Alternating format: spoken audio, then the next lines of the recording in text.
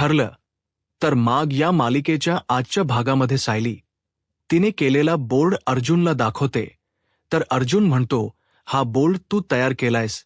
तर सायली म्हणते, हो, रविराज सरांचा अपघात झाल्यापासून जे प्रत्येक गोष्टी मी या बोर्डवर सगळे काही नोंद करून ठेवण्याचा प्रयत्न केला आहे.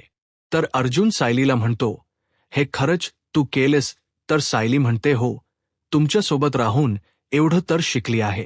अर्जुन म्हणतो, ग्रेट, मी सुद्धा मला काही गोष्टी आठवल्यात तर यावर नोट करण्याचा प्रयत्न करीन, पण ऑलरेडीच तू सगळ्या गोष्टी नोट करून ठेवल्याच आहेस. 22 वर्षापूर्वी झालेला अपघात, 22 वर्ष ॲक्सिडेंटचा केला गेलेला तपास, पर्सनल लेव्हलवर बरीच वर्ष काम करणारा इन्स्पेक्टर गायब, एवढंच काय? तर या सगळ्यात आपल्याला मिळालेला साक्षीदार म्हणजे बाबू, ज्याने हा अपघात घडून आणला होता. त्यानंतर तन्वीच परत येणं, तन्वीचा DNA, प्रतिमा आत्याशी मॅच होणं, महिप्तच आणि नागराज काकांच असणार मैत्रीच नात, एवढंच नाही तर प्रतिमा आत्यांची फेक मिळालेली बॉडी. आता मात्र अर्जुन तिथेच थांबतो. सायली म्हणते, काय झालंय? अर्जुन म्हणतो, हा पॉइंटर आपण विसरूनच गेलो होतो. प्रतिमा आत्यांची मिळालेली फेक बॉडी. तर आता अर्जुन त्या गोष्टीचा विचार करू लागतो. तर सायली म्हणते, पण हा प्रसंग मला अगदी बरोबर आठवतोय, जेव्हा प्रतिमा हत्यांची डेड बॉडी सापडली होती. त्यावेळी रविराज काका ती डेड बॉडी प्रतिमा हत्यांची आहे हे मान्य करायला तयारच नव्हत्या, आणि म्हणूनच शेवटी प्रियाची आणि प्रतिमा हत्यांची DNA टेस्ट करण्यात आली आणि त्यांचे DNA मॅच झाले. तेव्हा कुठे रविराज काका ती बॉडी घ्यायला तयार झालेत? तर अर्जुन म्हणतो, ती जर डेड बॉडी प्रतिमा हत्याची नव्हतीच तर मग तन्वीचा आणि प्रतिमा हत्यांचा DNA मॅच तरी कसा झाला? आता मात्र सायली आणि अर्जुन या प्रश्नाचं उत्तर शोधत असतात. सायली अर्जुन विचार करू लागतात की हे नक्की काय घडलं असावं. तर दुसरीकडे पाहायला मिळतं, नागराज काका आता महिप्त शिकरेना ज्या ठिकाणी ठेवलेलं असतं त्या ठिकाणी आलेले असतात. आता नागराज काकांच्या मागावर एक माणूस असतो. तो लगेचच नागराज काका कुठे जात आहेत हे पाहतो आणि ज्यांनी हे काम सांगितलेलं असतं त्यांना फोन करतो. आता काम सांगणारी व्यक्ती म्हणजेच प्रिया असते. आता ती व्यक्ती प्रियाला फोन करते आणि म्हणते, काम झालं. प्रिया म्हणते, गोड, नागराज कुठे जात आहे हे पाहून ठेवलंस ना तू? तर तो म्हणतो की हो, मी पाहिलं आहे आणि आत्ताच मी तुम्हाला लोकेशन पाठवत आहे. प्रिया म्हणते, तुझ्या कामाचे पैसे तुला लगेच मिळून जातील. असं म्हणत प्रिया फोन ठेवते आणि म्हणू लागते, नागोबा, आता तू कितीही लपण्याचा प्रयत्न केलास तरी सुद्धा तू माझ्या नजरेतून लपून राहू शकणार नाही आणि त्या महिप्तलाही लपू शकणार नाहीस. असं म्हणत आता प्रियाने शेवटी नागराज काका कुठे जातात याचा शोध घेतलेलाच असतो. तर दुसरीकडे नागराज काकांना मात्र यातलं काहीच माहीत नसतं. नागराज काका महिप्त शिकरेना भेटायला येतात आणि म्हणतात, महिप्त, अरे उठ, तुझ्यासाठी सरप्राईज आणलाय. सरप्राईज? अरे उठून तरी बघ. असं म्हणत आता महिप्त शिकरेना उठवण्याचा प्रयत्न करतात. महिप्त शिखरेना उठायलाही जमत नसतं. आता नागराज काका त्यांना जबरदस्तीनेच उठवून बसवतात आणि म्हणतात, अरे महिप्त, तुझ्यासाठी एक गिफ्ट आणलं आहे. सरप्राईज गिफ्ट बघायचं आहे का तुला? असं म्हणत ते साक्षीचा व्हिडिओ दाखवतात. साक्षीची ती तडखड महिपा शिकरे पाहतात. साक्षी म्हणू लागते, अण्णा, तुम्ही कुठे आहात? परत या अण्णा, मला खरंच खूप त्रास होतोय, मी नाही हगू शकत. अण्णा परत या. आता मात्र महिपा शिकनही खूप त्रास होऊ लागतो.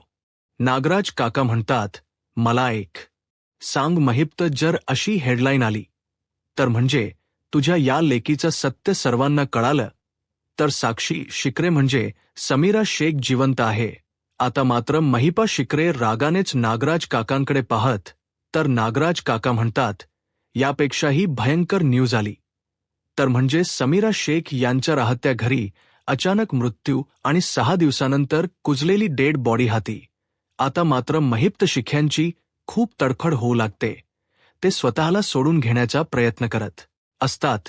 त्यांची ती तडफड पाहून नागराज काका म्हणू लागतात, काय झालं महिप्त? होतीये ना तडफड? आता वाटतंय ना की आपण या लेकीला जाऊन भेटावं, आपल्या लेकीला वाचवावं. मग तर महिपा शिकले म्हणतात, कितीतरी दिवसानंतर मी माझ्या लेकीचा खोटो पाहिला आहे. कितीतरी दिवसानंतर तिचा आवाज ऐकला आहे. आणि नागराज शेठ, तू असा गैरफायदा घेणार आहेस का त्याचा? तर नागराज काका म्हणतात, नाही रे, मी तर तिचा नागराज अंकल आहे. मग मी का तिचा गैरफायदा घेईन?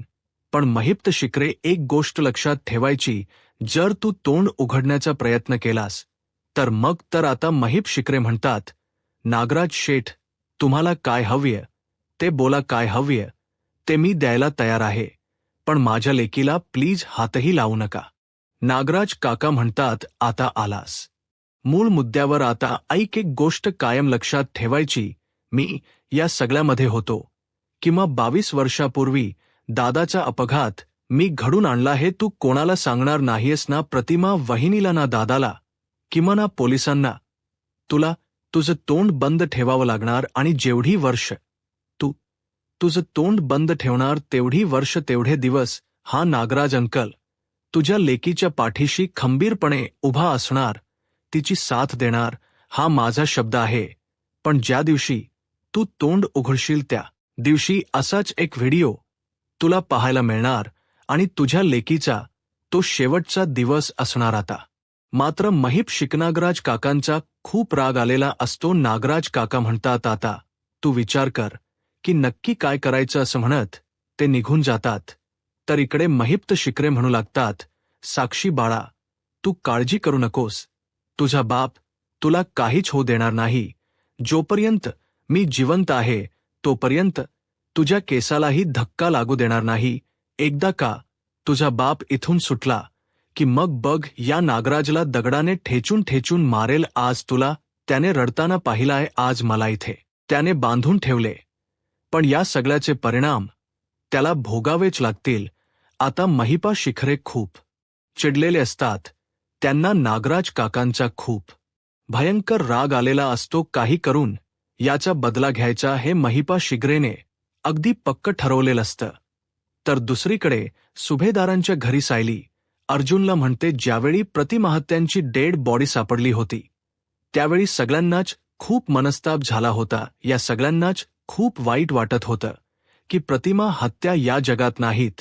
तर अर्जुन म्हणतो, पण ज्यावेळी प्रतिमाहत्या घरी आली त्यावेळी मात्र आपण या गोष्टीचा विचार केला होता की ती डेड बॉडी कोणाची होती. सायली म्हणते, हो, पण त्यावेळी रविराज काकांनी आपल्याला थांबवलं आणि म्हणालेत की याने आपल्याला त्रास होईल.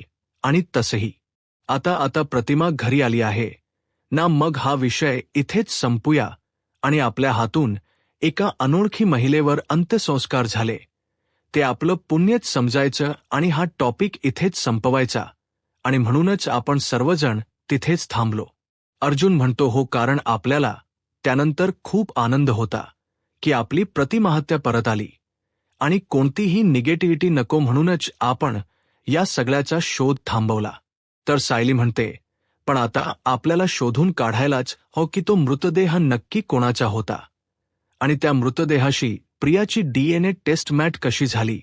कारण ज्यावेळी आपण रिपोर्ट पाहिले त्यावेळी ते DNA रिपोर्ट दोघांचेही मॅच होते.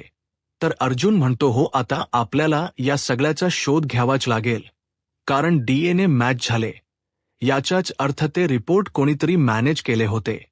हे सगळं काही कोणीतरी मुद्दामहून घडवून आणत होतं. या सगळ्याशी कोणाचा तरी काहीतरी नक्कीच संबंध आहे की त्याला हे दाखवून द्यायचं होतं की ही प्रतिमा आत्याच आहे आणि त्यासाठीच हा रिपोर्ट मॅनेज केला होता. पण कोणी, असं म्हणत सायली अर्जुन विचार करू लागतात. तर अर्जुन सायलीला म्हणतो, हे सगळं काही तन्वी नक्कीच करू शकते, तेवढी ती मजल गाठूही शकते, परंतु शेवटी एखाद्या अनोळखी बाईसोबत DNA रिपोर्ट मॅच करण्यात तन्वीचा काय फायदा असेल. आता सायली म्हणते, मलाही तेच कळत नाहीये की हे नक्की कोणी केलं असावं. म्हणजे अशी एखादी व्यक्ती आहे की तिला वाटत होतं की हे सत्य कोणालाही कळू नये आणि प्रतिमाहत्यांचा शोध तिथेच थांबावा. तर अर्जुनच्या लक्षात येताच अर्जुन बोर्डकडे येतो आणि म्हणू लागतो, म्हणजे फिरून फिरून हे प्रकरण महिपा शिकरे पर्यंतच येत आहे. मला तरी वाटते की महिपा शिकरे त्यावेळी खाबडला असेल त्याला. वाटलं असेल की सिनियर प्रतिमाहत्याचा शोध घेतोय आणि यामध्ये जर त्याला काही सापडलं तर आणि आपलं नाव पुढे आलं तर या भीतीने कदाचित हे सगळं ताई महिप्त शिकरेने जर केलं असेल तर आणि म्हणूनच महिप्त शिकरेने हे सगळं काही मॅनेज केलं असावं. तर सायली म्हणते अगदी बरोबर आहे. जी गोष्ट आपल्याला आत्ता कळाली आहे तीच गोष्ट जर रविराज काकांना त्यावेळी कळाली असती तर या भीतीनेच महिप्त शिखरेने हे सगळं काही बदलून ठेवलं. म्हणजे प्रतिमा, त्यांची खोटी डेड बॉडी, त्यानंतर प्रियाचा DNA मॅच करणं, हे सगळं काही त्यांनी त्यासाठीच मॅनेज केलं असावं.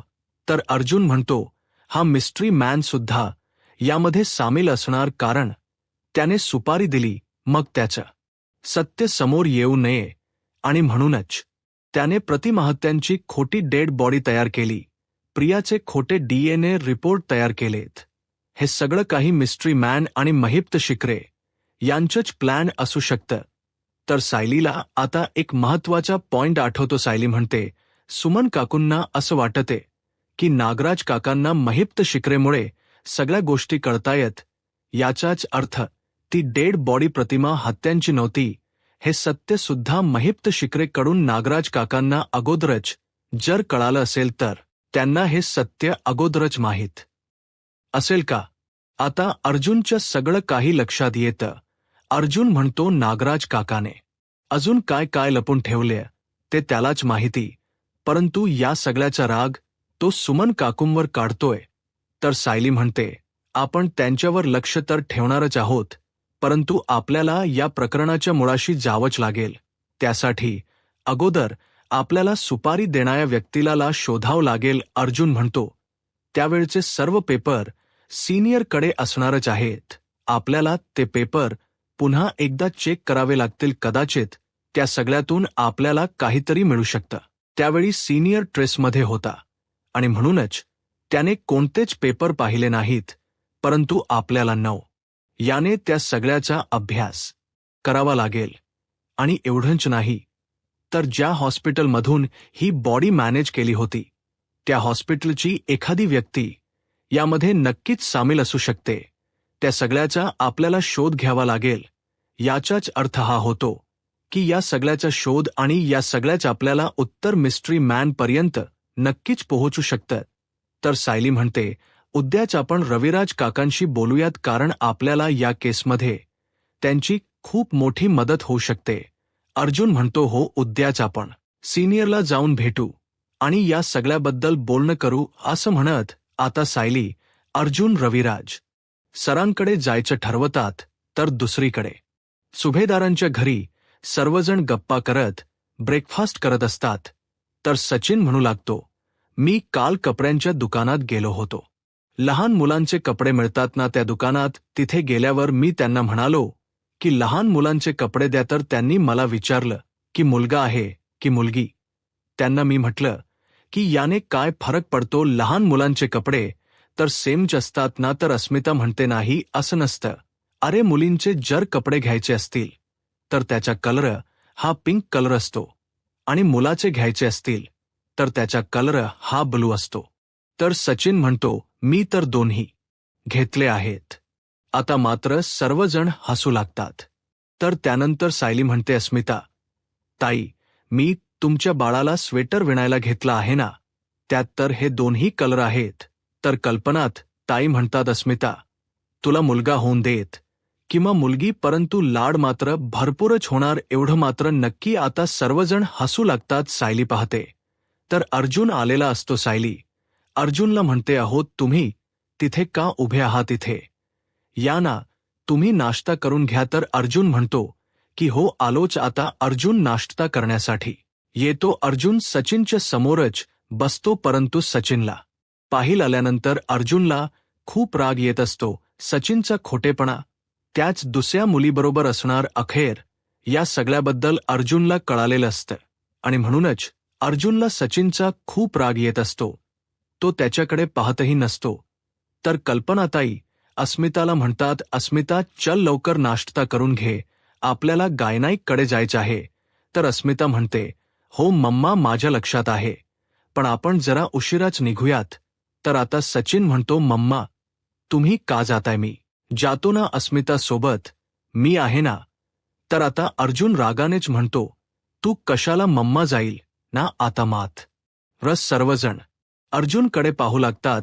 अर्जुन म्हणतो, आय मीन मला असं म्हणायचं नेहमी मम्माच जाते ना, मग त्याबद्दल मम्माला सगळंच माहीत आहे, त्यामुळे मम्माला जाऊ देत. तर कल्पनाताई म्हणतात, अर्जुन असं काही नसतं. तर गायण्याकडे बाबांनी सुद्धा जायला हो, त्यांना सुद्धा आपल्या बाळाबद्दल सगळं काही कळायला हो, आणि आता सचिन आलाय ना मग तो जाईल. तर अर्जुन म्हणतो, पण मम्मा. कल्पना ताई म्हणतात, अर्जुन अरे जातोय ना तो, मग जाऊ दे त्याला ला. अर्जुन रागाने सचिनकडे पाहत असतो.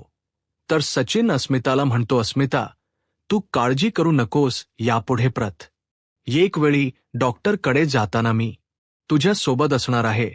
प्रत्येक चेकअपला मीच तुला घेऊन जाईल. अस्मिता खुश होते, परंतु अर्जुनला मात्र खूप राग येत असतो. अर्जुन सचिनला म्हणतो, सचिन थोडा बाहेर येतोस का? मला तुझ्याशी बोलायचं आहे.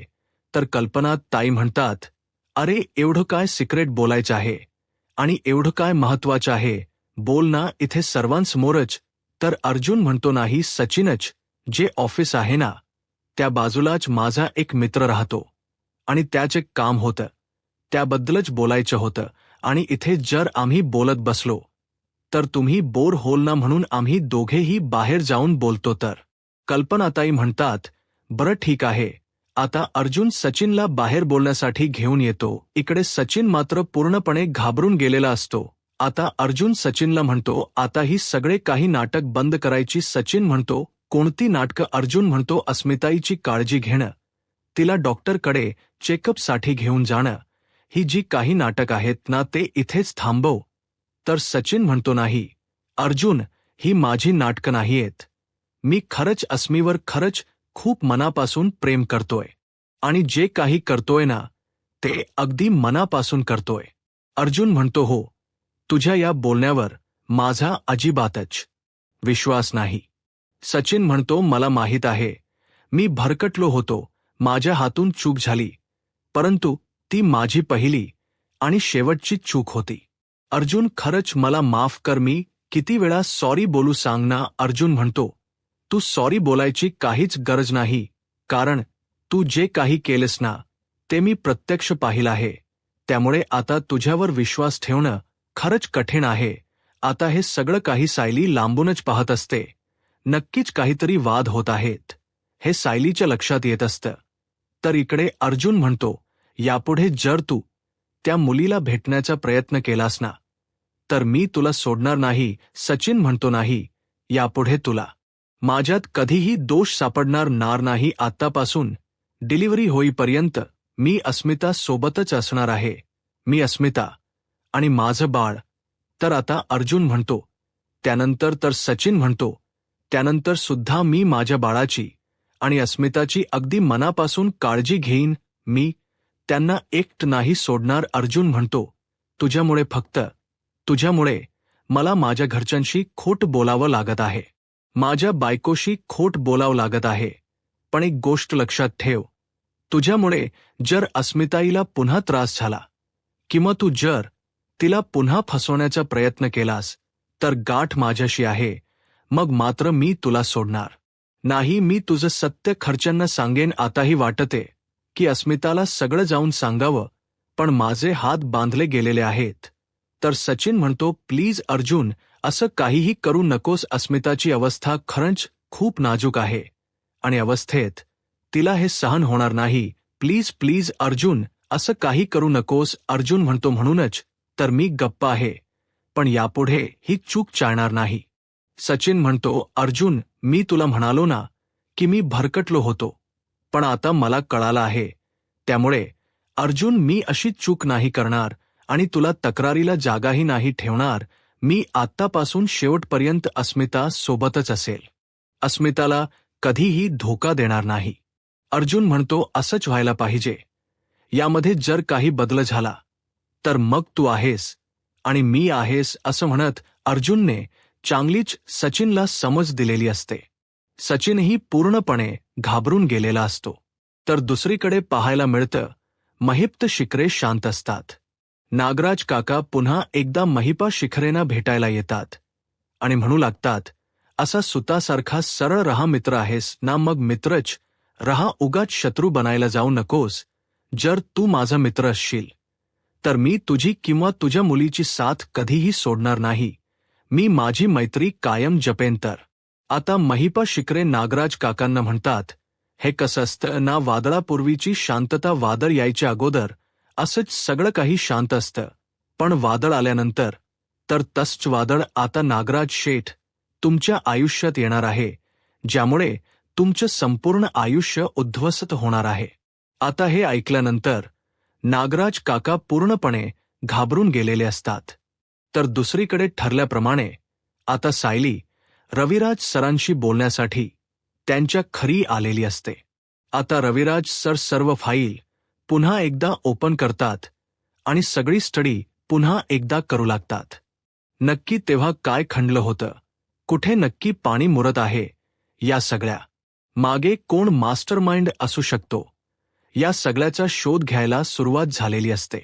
आता रविराज सर सर्व फाईल पाहत असतात तर अर्जुन रविराज सरांना म्हणतो, सीनियर प्रतिमा हत्याची त्यावेळी डेड बॉडी सापडली होती आणि त्यानंतर आपण त्याविषयी काहीच बोललो नाही, परंतु आता त्याविषयी थोडं डिस्कस करावं म्हणूनच मी इथे आलो आहे. तर रविराज सर म्हणतात, जेव्हा तू मला फोन केलास आणि जेव्हा अंदाज दिलास त्याचवेळी मी हे सर्व पेपर पुन्हा एकदा वाचायला घेतले. खरं तर जेव्हा मी मृतदेह पाहिला तेव्हा मी एवढा सैरबेट झालो होतो की हे पेपर वाचावेत ही गोष्टही माझ्या लक्षात आली नाही. खरं तर हे पेपर तेव्हा मी वाचलेच नाहीत. तर प्रतिमा आत्या म्हणतात, मला तर यातलं काही माहीतही नाहीये की नक्की काय घडलं होतं. तर सायली म्हणू लागते, त्यावेळी पूर्णा आजी बाबा किंवा रविराज काका कोणाचीच ती मनस्थिती नव्हती की हे सगळं समजून घ्यावं. सर्वजण त्यावेळी खूप त्रासात होते आणि ते दिवस खरंच खूप कठीण होते. रविराज सर म्हणतात, हो ते दिवस तर कठीण होतेच, परंतु ज्यावेळी तू पुन्हा घरी आलीस त्यावेळी आम्हाला कळालं की तो मृतदेह फेक होता, तो कुठल्या दुसऱ्याच व्यक्तीचा होता. तर अर्जुन म्हणतो, त्यावेळी आपण शोध घेतला नाही, परंतु आता आपल्याला शोध घ्यावाच लागेल की ती डेड बॉडी कोणाची होती. रविराज सर अर्जुनला म्हणतात, हे सर्व पेपर आहे, यात पंचनामा आहे आणि हे सगळे काही हॉस्पिटलचे पेपर आहेत. असं म्हणत रविराज सर ती फाईल अर्जुनच्या ताब्यात देतात. आता अर्जुन ते सर्व पेपर चेक करतो आणि त्यानंतर त्याला सापडतं ते म्हणजे DNA च रिपोर्ट. अर्जुन म्हणतो, सीनियर हे बघ DNA च रिपोर्ट म्हणजे यात सुद्धा नक्कीच काहीतरी गडबड झाली असावी. प्रतिमा त्यांची डेड बॉडी नसूनही तन्वीचे DNA मॅच केले गेले आहेत. तर सायली म्हणते, म्हणजेच मैनावती आणि सदाशिव यांच्या रिपोर्टमध्ये जसा अदलाबदल करण्यात आला तसंच इथेही घडलं आहे. तर अर्जुन म्हणतो, हो अगदी करेक्ट. तर त्यानंतर अर्जुन रविराज सरांना म्हणतो, सीनियर बघ ना, तुझ्या हे सगळं काही लक्षात येईल, कारण ज्यावेळी DNA रिपोर्टसाठी सॅम्पल कलेक्ट केलं गेलं त्याचा टायमिंग वेळ वेगळा आहे आणि त्यानंतर सबमिट केल्याची तारीख आणि वेळ वेगळा आहे. या दोन्ही तारखांमध्ये आणि वेळेमध्ये खूप फरक आहे आणि यावरूनच लक्षात येतं की हे सगळं काही मॅनेज केलं गेलं आहे आणि हे पेपर सुद्धा फेक वाटतात. तर रविराज सर म्हणतात की हो, त्यावेळी आम्ही पुन्हा एकदा रिचेकिंगसाठी अर्ज केला होता, परंतु ती मागणी सुद्धा फेटाळण्यात आली आहे आणि त्या पेपरमध्ये खूप मोठा गोंधळ दिसत आहे. अर्जुन आणि रविराज सरांचं सगळं काही लक्षात आलेलं असतं. खरं तर हे पेपर आता बघितल्यावर लक्षात येत की काहीतरी गोंधळ केलेला आहे, परंतु त्यावेळी जर हे पेपर पाहिले असते तर तेव्हाच मला सगळं काही सत्य कळालं असतं. पण त्यावेळी प्रतिमाच्या मृत्यूची जी काही बातमी पसरली होती ते मला सहन होत नव्हतं, त्यामुळे खूप त्रास होत होता आणि या सगळ्यामुळे मी या सगळ्याकडे दुर्लक्ष केलं. मी साधीही फाईलही उघडून पाहिली नाही. रविराज सरांच हे बोलणं ऐकताच अर्जुन म्हणतो, सीनियर त्यावेळी तू खूप इमोशनल झाला होतास, त्यावेळी तुला खूप त्रास होत होता, परंतु याच इमोशनलचा आणि याच संधीचा कोणीतरी फायदा घेतला आणि हे सगळं काही त्याने मॅनेज केलं आहे. स्वतःच्या फायद्यासाठी. तर सुमन काकू एक महत्त्वाच्या पॉइंटची आठवण करून देत म्हणतात, किंवा असंही असू शकतं की त्या व्यक्तीला अगोदरच माहीत असू शकतं की वहिनींची डेड बॉडी, त्यांचा मृतदेह पाहिल्यानंतर तुम्ही हा विचार करणारच नाहीयेत किंवा कोणतेही पेपर पाहणारच नाहीयेत. आता सर्वजण सुमन काकूंच्या बोलण्याचा विचार करत असतात. तर सायली म्हणते, जर या पेपरमध्ये चुका आहेत तर त्या मुद्दामहून केल्या गेल्या नाहीयेत, तर त्या करून घेण्यात आल्या आहेत. तर अर्जुन म्हणतो, अगदी खरं आहे. मग आता हे सगळं काही कोणी केलं आहे याचा शोध आपल्याला घ्यायचा आहे. या सगळ्या मागे नक्की कोण आहे हे आपल्याला शोधावंच लागेल. आता सायली या गोष्टीचा विचार करू लागते. तर येणाऱ्या पुढील भागामध्ये आपल्याला पाहायला मिळतं, अर्जुन सर्वांना म्हणतो की आतापर्यंत आपल्या हाती जे काही पुरावे लागले आहेत, जी काही माहिती सापडली आहे ती फक्त 50 वूच आहे. अजून आपल्याला बऱ्याच गोष्टींचा शोध घ्यायचा आहे. आणि या सगळ्या गोष्टींचा शोध घ्यायचा असेल तर ज्या हॉस्पिटलमध्ये आपल्याला डेड बॉडी देण्यात आली तिथूनच सुरुवात करावी लागेल. तिथूनच आपल्याला सगळ्या सत्याचा शोध घ्यायला हवा. कारण ती डेड बॉडी ज्या हॉस्पिटलमध्ये मॅनेज केली गेली तिथे आपल्याला काही गोष्टींचा उलगडा नक्कीच होऊ शकतो. तर दुसरीकडे पाहायला मिळतं, सायली विचारात असते. सुमन काकू सायलीला विचारतात, सायली अग काय झालंय, कसला विचार करतेस? सायली म्हणते, सुमन काकू मला तुमची मदत हवी होती. सुमन काकू म्हणतात, सांग ना सायली, मी काय मदत करू बोल, मी कोणतीही मदत करायला तयार आहे. सायली म्हणते, सुमन काकू तुम्ही नागराज काकांवर लक्ष ठेवाल का? म्हणजे त्यांना कोणाचे फोन येतात, ते कोणाला भेटायला जातात, कोणाला काय मेसेज करतात आणि ते केव्हा आणि कशासाठी बाहेर जातात, या सगळ्याचा तुम्ही शोध घ्याल का? तुम्ही नागराज काकांवर लक्ष ठेवाल का? आता मात्र सुमन काकू शांतच होतात. आता सायलीला मदत करण्यासाठी सुमन काकू तयार होतील का? तर दुसरीकडे हॉस्पिटलला गेल्यानंतर सर्व सत्यांचा उलगडा होतो. यूट्यूब चॅनलला सबस्क्राईब करा आणि व्हिडिओ लाईक करा. धन्यवाद.